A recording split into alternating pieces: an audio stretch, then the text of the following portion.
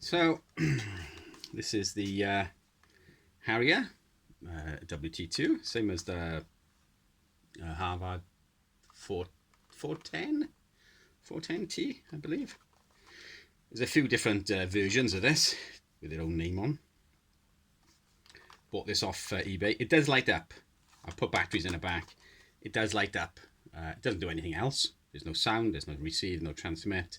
Nothing happens other than the signal meter lights up. And that's about it. That's about all it does. So I'll disassemble it. There's no batteries in it at the moment. I mean, it's all quite clean. There's no corrosion on the spring contacts. It's quite nice in there. It's quite nice.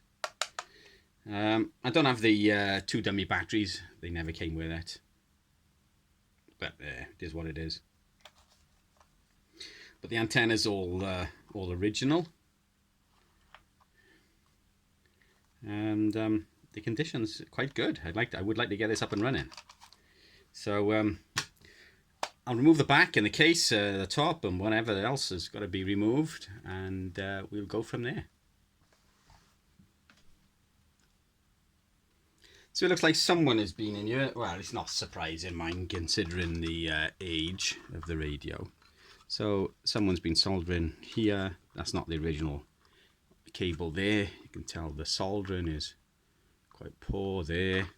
And we've only got one wire go into the external power jack. I'm taking that into external power jack. It's not marked up or anything, but I guess it's the external power jack. It's not going to work with just one wire, and the soldering is really poor, so I'll have to redo that. So I'm going to disconnect these couple of cables here now, or these wires, and I'm going to route my own power cables onto it. Make it a bit easier for myself, and we'll go from there. So I've disassembled the handheld. I've soldered a black cable on and a red cable on for power. I've not actually powered it up yet, but what I did notice was, I don't know if it's visible on here, but the entire press to torque is well, it's just worn by the looks of it. This top switch, which I believe is like in a emergency or possibly a tone or something like that. I've not got the manual for the handheld, so I'm not exactly sure what this red button does. I'll look it up though. I believe this is the press to torque, but it's I don't know if it's visible here, but it's all moving. It's not just the solder. It's not bad solder on that part, because that's not moving. It looks like it's the entire inside of the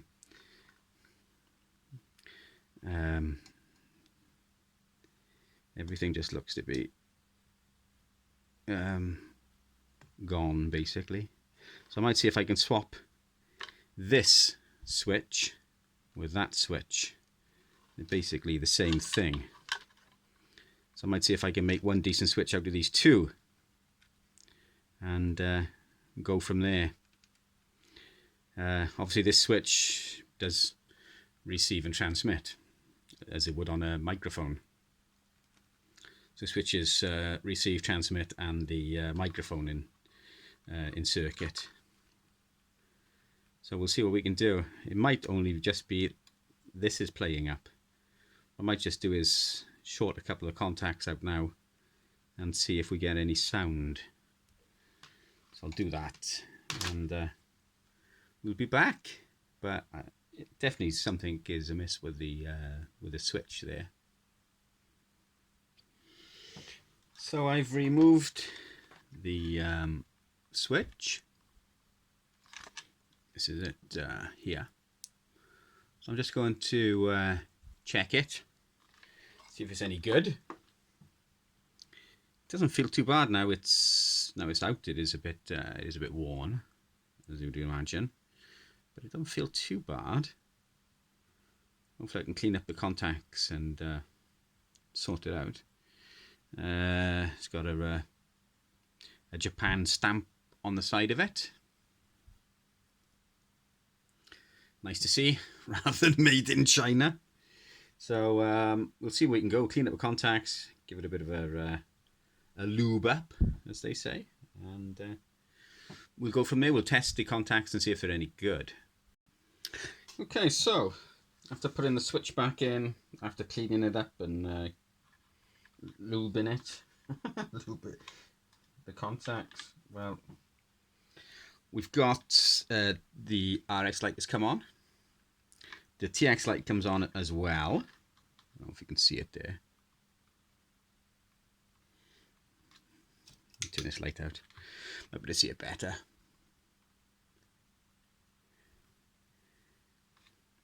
And the power meter goes up.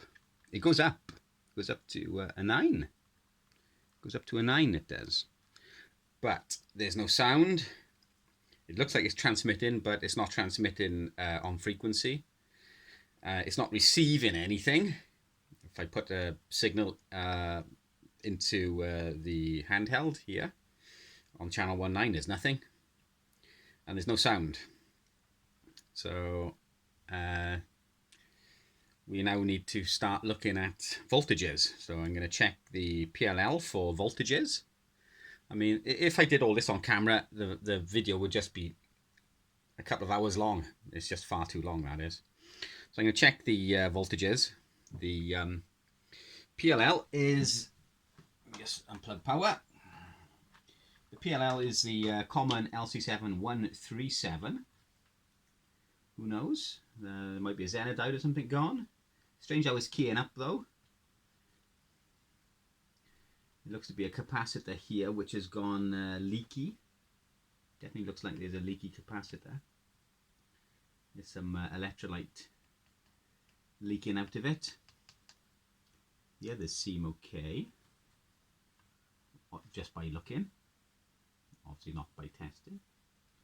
We did find a couple of bad solder joints. The audio amplifier is the LM386. I've got a few of them here, so we're okay for that. I've got a few LC7137s, that's okay. I don't have the output transistor, but it looks as though it's doing something. Where it is transmitting, I don't know, and I'll put it on a frequency counter now in a minute and see where it's going. Might be stuck on one frequency. PLL might be down. Might just be stuck on one frequency. Who knows?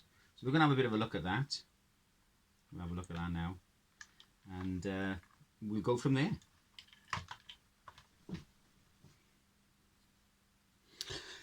So after doing some more checking, the PLL appears dead. We don't seem to have any voltages there at all. It's not transmitting anywhere. It's not receiving anywhere. So according to the schematic, which the one I could find online, it's very, very poor.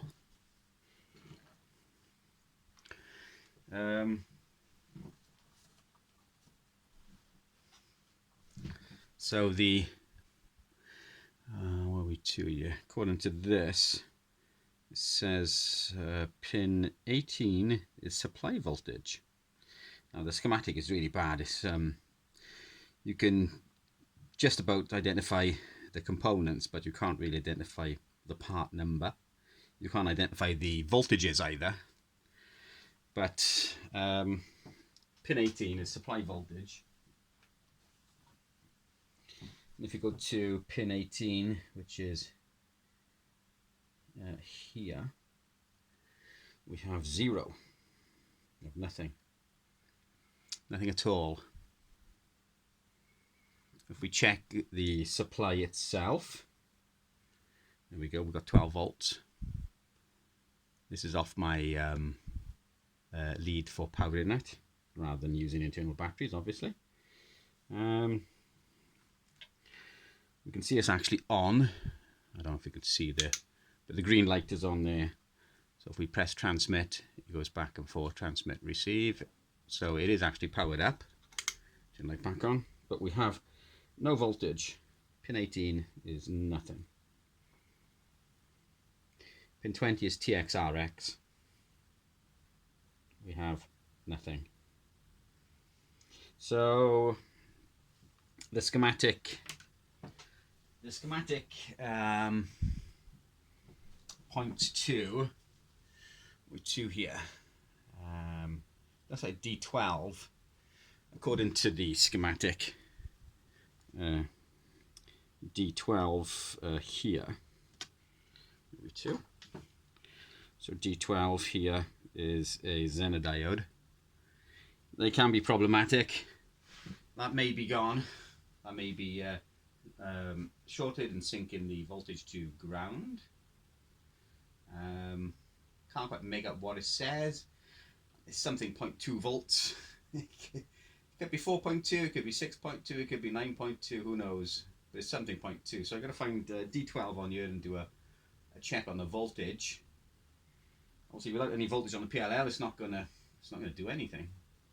So we need to find out why there's no voltage on there. So I'm going to check D12, whatever D12 is. Of course, nothing's really marked at all. We've got a Zener diode here. It's a bit too far away though. That is according to the schematic. It shouldn't be too far. It should be by Q12. Well,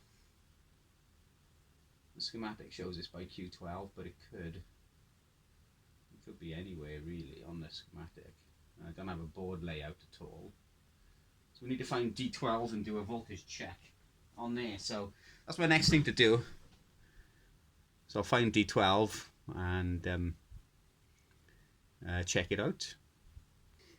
Okay, so after a fair bit of tracing voltages and things,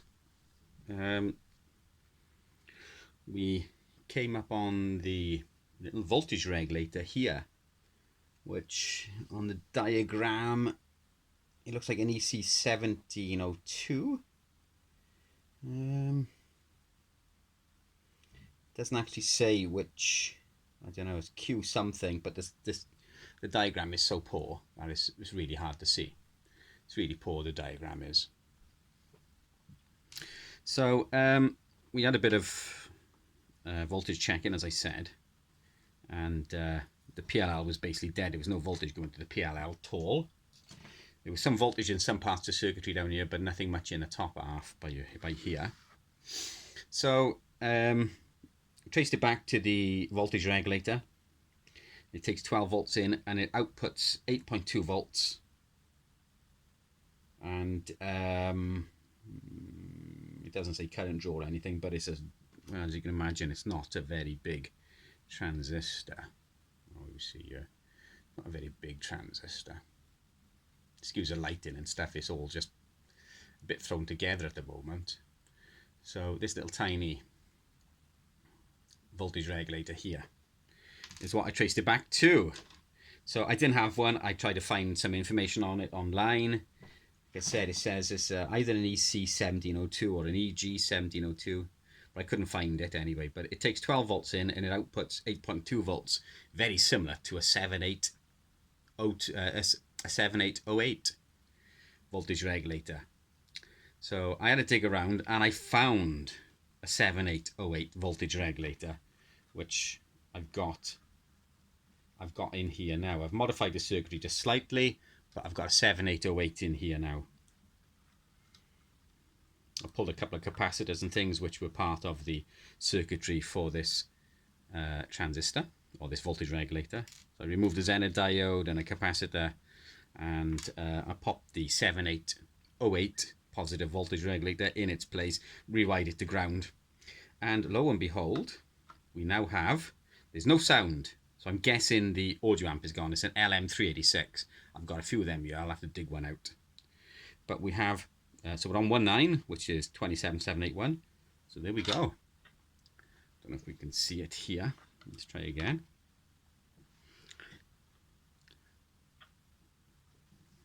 Let's try again, 27781. So we key up.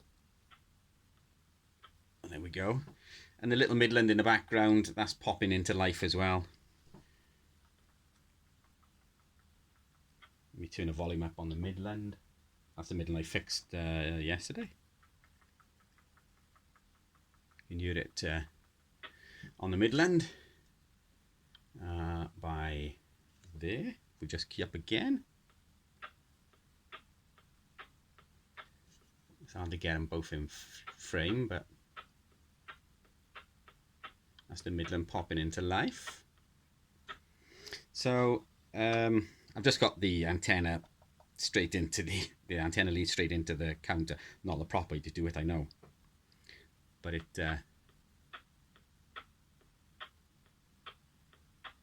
shows it's working.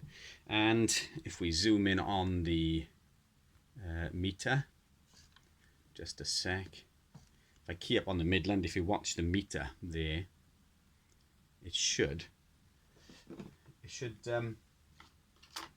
jump up. Let me just move a few of the wires here. It's really cluttered on the bench, it's just not big enough.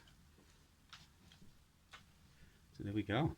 Key up on the Midland, but there's no sound. So either the voltage regulator, either the audio amp is gone. Let me just unplug the voltage from it. So either the LM386 WT2, let me just move this over. So either the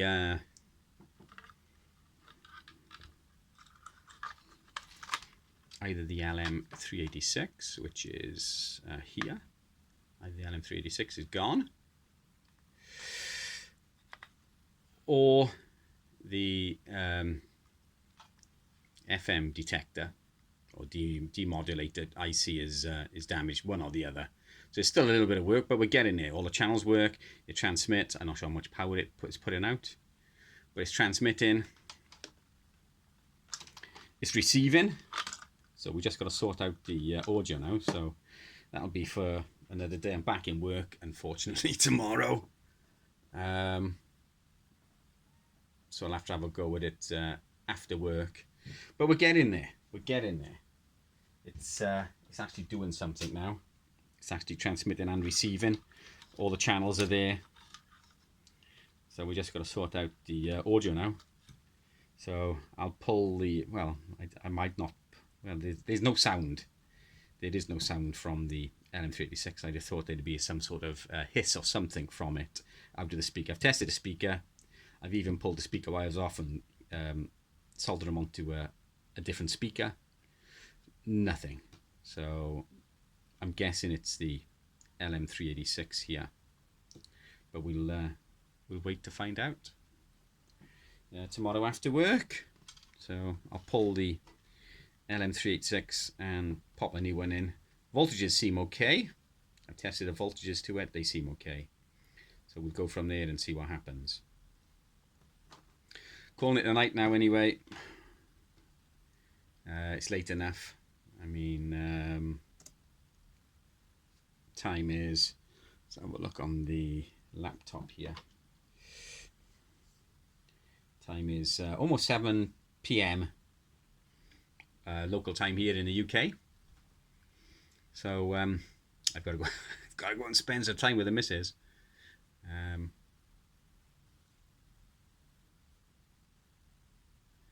And I'm up at 4 AM for work. So, man, these couple of days for Christmas have just flown by. But we've got a few things sorted. We've got the Midland done. We're halfway through the Harrier. So at least it's doing more than it did, which is the main thing. So things are looking good. Things are looking good. Just got to sort out the audio now for the handheld. I think it'll be up and running.